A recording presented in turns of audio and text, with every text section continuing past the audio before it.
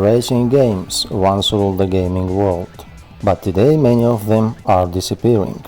What happened to racing games? Today we'll explore the rise, the fall, and the possible future of racing games.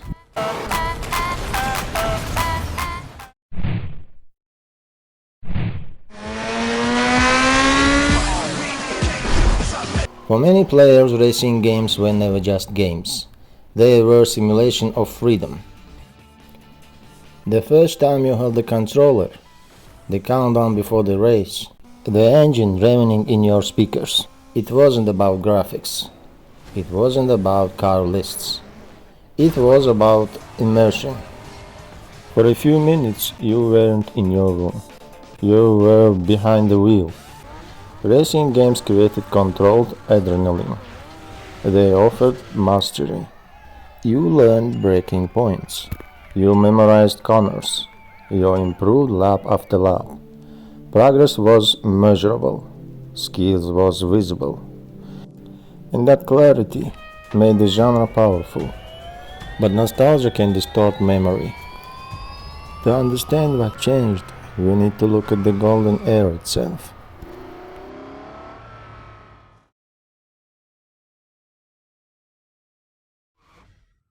The early 2000s were explosive for racing games.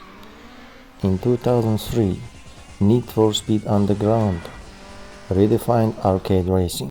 It embraced street culture, neon lights, customization, soundtracks tied to identity. It wasn't just about winning races. It was about building a car that represented you. At the same time, Gran Turismo 4 pushed realism future than never before. Hundreds of licensed cars, detailed physics, respect for motorsport history. Two different philosophies, one emotional, one technical, both successful. Why? Because development cycles were longer. Budgets were risking, but expectations were manageable. Studios experimented. Innovation was a selling point. Each release felt distinct. Racing games weren't chasing trends. They were creating them.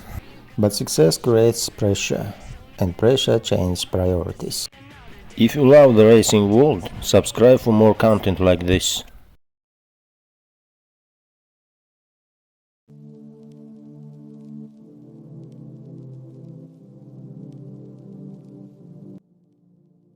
As franchises grew, so did financial expectations. Publishers like Electronic Arts began treating annual releases as stable revenue streams. Deadlines shortened, risk tolerance dropped. Innovation became incremental.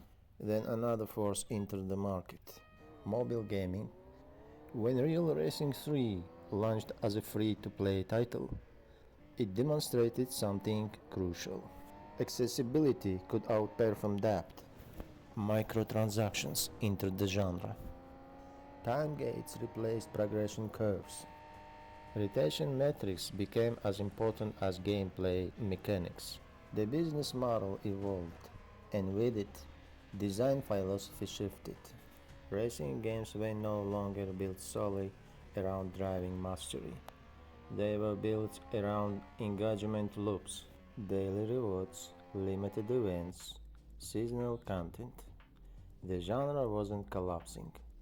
It was adapting to a new economic reality. But adaptation has trade-offs.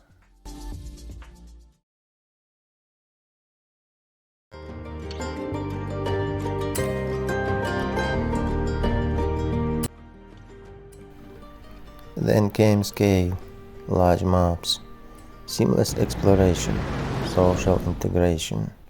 The Forza Horizon series embodied this new direction.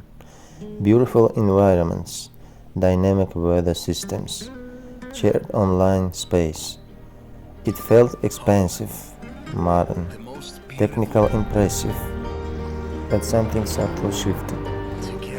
Earlier racing games focused on structured progression. Unlocking cars required performance. Tracks demand repetition and improvement.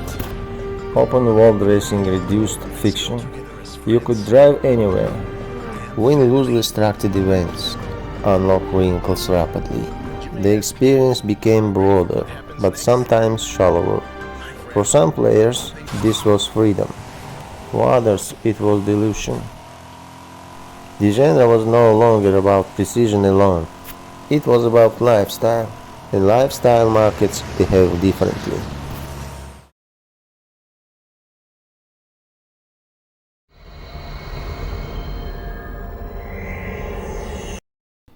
By the late 2010s, the racing genre had split into multiple sub-identities.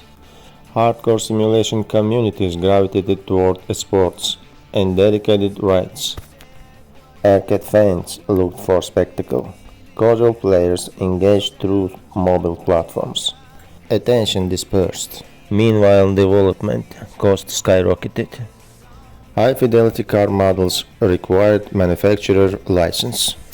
Physics engines demand specialized expertise. Marketing budgets rivaled production budgets. Risk increased. Innovation slowed. Sequels became safer. And the cultural dominance of racing games quietly faded. Not because quietly vanished, but because the industry landscape had transformed.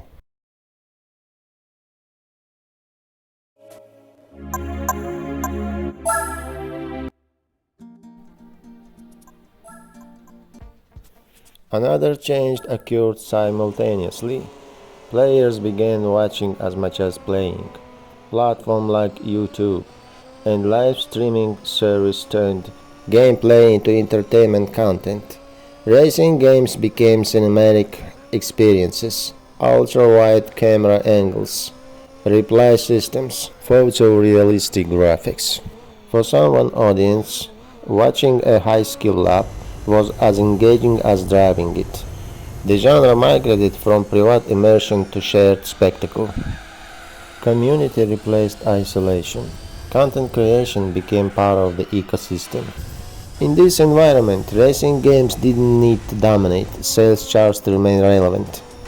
They needed visibility, they needed moments, they needed shareability.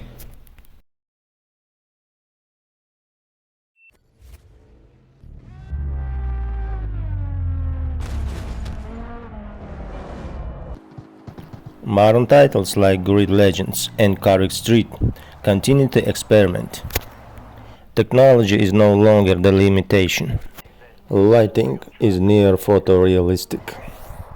Physics engines are sophisticated. Online infrastructure connects millions. The question is no longer, can racing games look real? The question is, what role do they play in modern gaming culture? Because the audience has matured, expectations evolved, competition from other genres intensified. Open world action games, battle royals, narrative-driven epics. Racing no longer stands alone at the top. But that does not mean it has fallen. It means it occupies a different space. Subscribe and join the racing world on this channel.